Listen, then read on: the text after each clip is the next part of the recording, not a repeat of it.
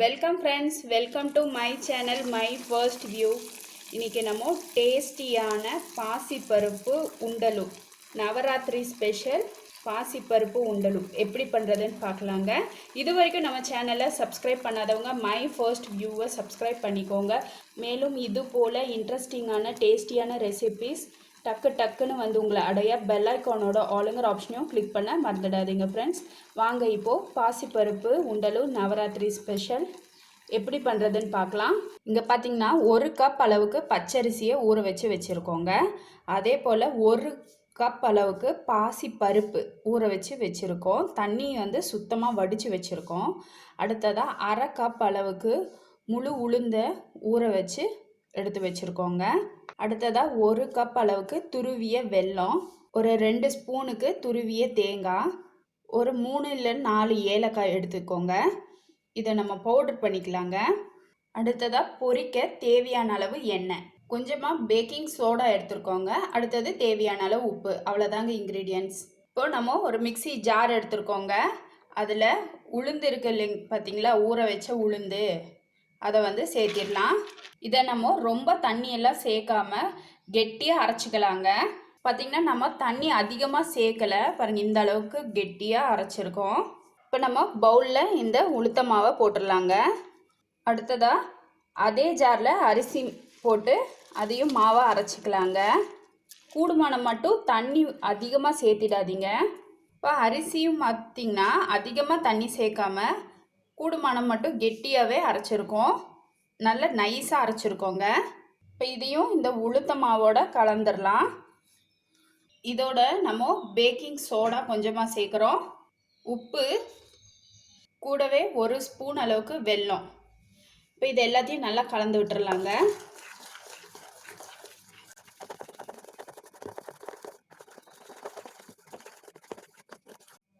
இந்த மாவோட கன்சிஸ்டன்சி எந்த அளவுக்கு இருக்கணும்னு பார்த்தீங்கன்னா பாருங்கள், இப்படி ஊற்றுனா இந்த அளவுக்கு இருக்கணும். இதுதாங்க கரெக்ட் கன்சிஸ்டன்சி. அதுக்காக தான் நம்ம சொன்னது அதிகமாக தண்ணி சேர்க்காமல் அரைச்சிக்கணும்னு. ஏன்னா நம்ம அதிகமாக தண்ணி சேர்த்திட்டோம் அப்படின்னா நம்ம கூட அரிசி மாவு போட்டு அட்ஜஸ்ட் பண்ணிக்கலாம். ஆனால் வந்து சாஃப்டாக இல்லாமல் கொஞ்சம் ஹார்டாக இருக்கிற மாதிரி இருக்கும். அதுக்காக தான் நம்ம அரைக்கும் போது தண்ணி கம்மியாக சேர்த்திக்கலாம்.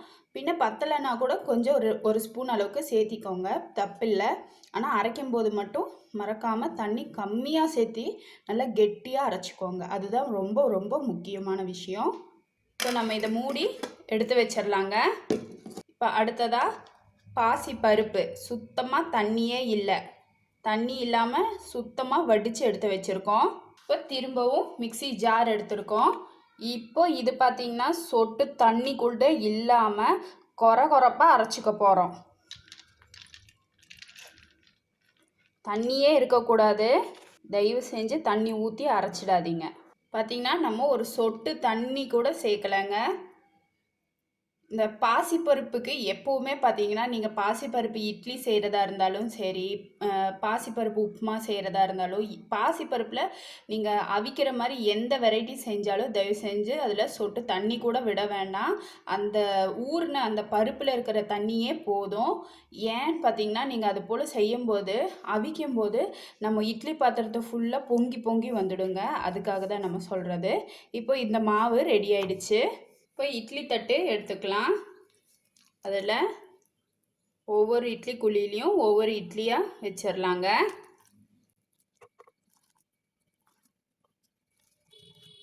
இப்போ நம்ம இது இட்லி பாத்திரத்தில் வச்சு அவிச்சு எடுத்துடலாம்.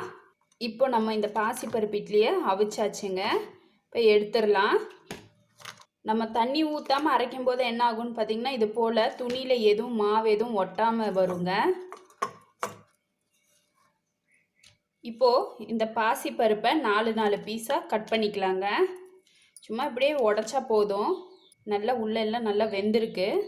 இப்போது இந்த பாசிப்பருப்பு இட்லி பார்த்திங்கன்னா நீங்கள் உதிரி ஆக்கணும். நீங்கள் கையிலேயே செய்கிறதா இருந்தாலும் செஞ்சுக்கலாம், இல்லை ஒரு கிரேட்டர் இருந்ததுன்னா அதில் துருவுறதா இருந்தாலும் துருவிக்கலாங்க. இப்போ நம்ம என்ன பண்ண போகிறோம்னு பார்த்திங்கன்னா மிக்சி ஜாரில் போட்டு அரைக்கக்கூடாது, விப் பண்ணணும். ஞாபகமாக இருங்க, அரைக்கக்கூடாது, விப் மட்டும்தான் பண்ணணும். நம்ம விப் மட்டும்தாங்க பண்ணியிருக்கோம். பாருங்கள் எவ்வளோ பூ மாதிரி உதிரி உதிரியாக இருக்குது. இது ஒரு 2 நிமிஷத்தில் பண்ணி முடிச்சிடலாங்க. இதுக்காக நம்ம ஏன் கஷ்டப்பட்டு நசுக்கி விடணும், இல்லாட்டி கிரேட்டரில் வச்சு துருவுறதுக்கு பதிலாக மிக்சியில் போட்டு 2 விப் பண்ணிங்கன்னா இது போல் நல்ல உதிரியாக வந்துடும். நீங்கள் பாசிப்பருப்பு இட்லி உப்புமா பண்ணுறதா இருந்தாலும் இதே ப்ரொசீஜரை பண்ணிக்கலாம். ஆனால் முக்கியமாக இட்லி சூடாக இருக்கும்போது போட்டு பண்ணிடாதீங்க. இட்லி ஆறுனதுக்கப்புறம் போட்டு பண்ணுங்கள். சூடாக இருக்கும்போது பண்ணிங்கன்னா திருப்பி பசன்னு ஆகிடும். நல்லா ஆறுனதுக்கப்புறமா இது போல் செய்திடலாம். இப்போ நம்ம ஒரு பேன் வச்சுருக்கோம். அதில் கொஞ்சமாக தண்ணி சேர்த்திக்கலாம். அதிகமாக சேர்க்க வேண்டாம்.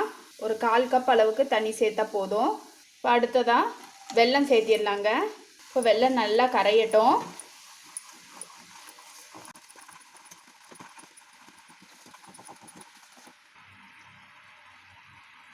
இது போல் அரை கம்பி பதம் வந்தால் போதுங்க. நம்ம வெல்லம் பதத்துக்கு வந்ததும் நம்ம ஃப்ளேமை சிம் பண்ணிவிட்டு இந்த பாசி பருப்பை சேர்த்திடலாம்.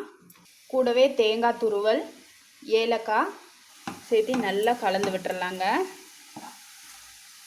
நல்ல ஒரு பூரணம் பதத்துக்கு வரணும்.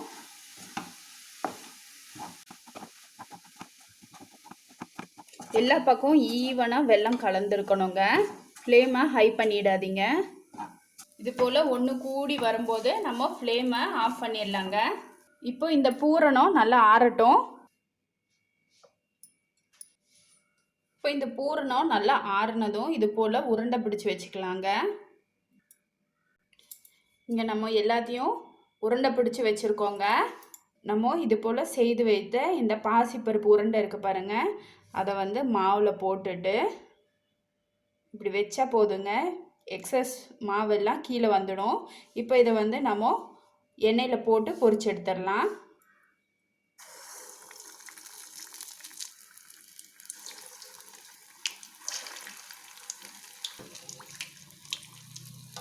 நவராத்திரிக்கு இது போல் செய்து சுவாமிக்கு பிரசாதமாக படைக்கலாங்க.